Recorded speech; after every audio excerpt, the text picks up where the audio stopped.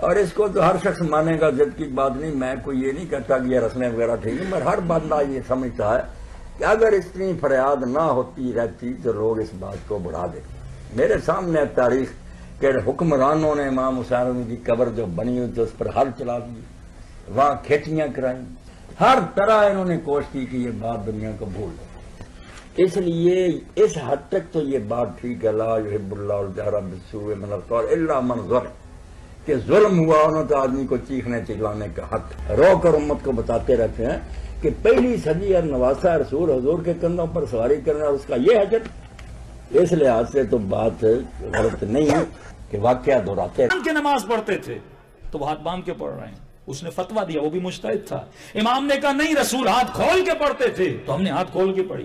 وہ بھی روایت لا رہا ہے، ہم بھی روایت لا رہے ہیں، لیکن میری نگاہوں میں امام جعفر کیونکہ صادق ہیں، جن کا لقب ہی صادق ہے، اور میری نگاہ میں یہ استاد ہیں، وہ شاگرد ہے، تو عقل یہ کہتی ہے علم اس سے لو جس نے پڑھایا ہے، اس سے نہیں لو جس نے پڑھا ہے. تو میں نے چھٹے امام سے اپنی فقہ کو لیا. قصور ان کا بھی نہیں، جھگڑا فقہی نہیں ہے. اصل جو بندہ جس بیس پہ جہنم و جنت میں جاتا ہے وہ عقیدے کی بنیاد پہ. اگر وہ ہاتھ باندھ کے نماز پڑھ رہا ہے، ابو حنیفہ نے کہا اس کے پیچھے بھی حدیث ہے، اس کی نماز صحیح ہے. میں ہاتھ کھول کے پڑھ رہا ہوں، میرے پیچھے بھی حدیث نبوی ہے، میری نماز بھی صحیح ہے. اصل جو بیسک جھگڑا ہے وہ ہے عقیدے پر. کیا تو دشمن خدا کو دشمن خدا سمجھ رہا ہے کہ نہیں؟ چھوڑ کر نماز پڑھنے کی احادیث بھی موجود ہیں، لیکن کوئی بھی اصول محدثین پر جو مرفوع روایات ہیں وہ صحت کے درجے پر نہیں پہنچتی. البتہ موقوفاً کئی ایک روایتیں موجود ہیں نبی علیہ السلام کے اصحاب سے کہ وہ ہاتھ چھوڑ کر نماز پڑھا کرتے تھے. حتیٰ کہ المصنف ابن ابی شیبہ میں ایک پورا چیپٹر ہے. پہلے انہوں نے چیپٹر باندھا ہے ان اصحاب کا بیان جو ہاتھ باندھ کر نماز پڑھا کرتے تھے، اور اس کے بعد دوسرا چیپٹر باندھا ہے ان اصحاب کا بیان جو ہاتھ چھوڑ کر نماز پڑھا کرتے تھے، ارسال الیدین کرتے تھے. اور اس میں وہ حضرت عبداللہ ابن زبیر رضی اللہ تعالیٰ عنہ کا اثر لے کے آئے ہیں. اس کے علاوہ اور تابعین بھی، حسن بصری بھی، سعید ابن مسیب بھی، کئی اور اصحاب سے لے کے آئے ہیں، تابعین سے بھی، کہ وہ ہاتھ چھوڑ کر نماز پڑھا کرتے تھے. پھر آپ صحیح مسلم میں جا کر دیکھیں تو نبی علیہ السلام کی جو نماز کے طریقے کے اوپر کئی احادیث کے راوی عبداللہ ابن زبیر ہیں. تو عبداللہ ابن زبیر اگر ہاتھ چھوڑ کے نماز پڑھ رہے ہیں تو یہ کس کی نماز ہوئی؟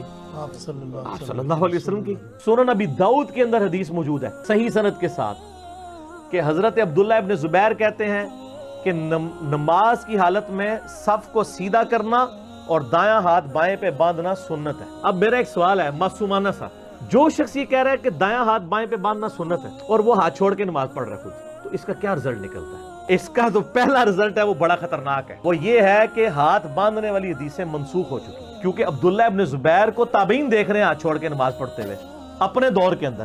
پوائنٹ ٹو بی نوٹڈ جی. تو پھر ہاتھ باندھنا جو ہے وہ منسوخ ہو گیا. دوسرا رزلٹ یہ ہے معصومانہ سا کہ دونوں طریقے سنت ہے. کسی صحابی تابعی سے ثابت کرے نا کہ انہوں نے عبداللہ ابن زبیر کو کہا ہو کہ تو نبی کا صحابی ہو کے اور ابو بکر کا نواسہ ہو کے اور حضرت زبیر کا بیٹا ہو کے حضرت عائشہ کا بھانجا ہو کے تو ہی غلط نماز پڑھ رہا ہے. کوئی چھپا ہوا کسی غار میں چھپا ہوا صحابی تو نہیں تھا وہ.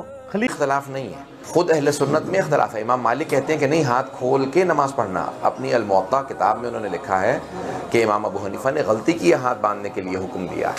میں مدینے کا رہنے والا ہوں اور مدینے کے سارے لوگ ہاتھ کھول کے نماز پڑھتے ہیں، کیونکہ سب مدینے والے رسول خدا کو دیکھ چکے تھے کہ کیسے نماز پڑھتے تھے. امام مالک نے کہا ہاتھ کھول کے نماز پڑھو. امام ابو حنیفہ نے کہا ہے بہتر ہے ہاتھ باندھ کے نماز پڑھنا. اور امام شافعی کے ہاں بھی ہاتھ کھول کے نماز پڑھ سکتے ہیں، ہاتھ باندھ کے پڑھ سکتے ہیں. امام احمد بن حنبل کے ہاں لازمی ہاتھ باندھ کے نماز پڑھنا ہے. نبی صلی اللہ علیہ اور سیدنا مولا علی اور مرتضیٰ رضی اللہ تعالیٰ عنہ سے بڑی حدیث ہے، میں نے اپنی کتاب میں مرتب کی ہے. انہی کی حدیث پر یہ مدار ہے، ان کی روایت پر کہ ہاتھ باندھ کر اس طرح ناک کے نیچے باندھتے تھے. شیعہ حضرات جو فقہ جعفریہ میں ہاتھ چھوڑ کے پڑھتے ہیں. اہل سنت کے 4 سکولز ہیں، حنفی، مالکی، شافعی ہیں، حنبلی. مالکی اسکالرز بھی آدھے ہاتھ باندھ کے پڑھتے ہیں، آدھے ہاتھ چھوڑ کے.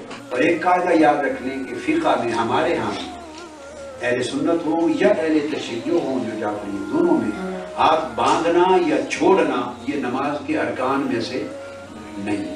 یعنی اگر کسی نے ہاتھ چھوڑ کے نماز پڑھی تو وہ بھی قبول ہو جائے گی، اس نے نماز کا رکن ترک شیعہ سنی یقیناً ہاتھ چھوڑ کے نماز پڑھی ہے. اس کی مضبوط دلیل ہمارے پاس اہل مدینہ کا عمل ہے. جو موطا امام مالک کے جو مؤلف ہیں امام مالک رحمہ اللہ تعالیٰ، ان کے شاگرد ہیں مشہور قاسم، وہ امام مالک سے نقل کرتے ہیں المدونۃ الکبریٰ میں کہ امام مالک فرماتے ہیں کہ میں نے یعنی امام مالک سے جو عمل جو فتویٰ نقل کرتے ہیں وہ اسی بیس پہ کہ اہل مدینہ ہاتھ چھوڑ کے نماز پڑھا کرتے تھے. تو انہوں نے اس سے استدلال کیا کہ رسول اللہ صلی اللہ علیہ وسلم کی نماز ہاتھ چھوڑ کے تھی. ائمہ کرام کے مختلف دلائل ہوتے ہیں، بعض دفعہ صریح روایت نہیں ملتی لیکن کسی کا عمل یہ بتا رہا ہوتا ہے کہ نبی صلی اللہ علیہ وسلم نے یہ عمل کیا ہوگا. یہ جو کہتے ہیں نا کہ حدیث میں صراحتاً دکھاؤ، یہ مطالبہ ہی غلط ہے.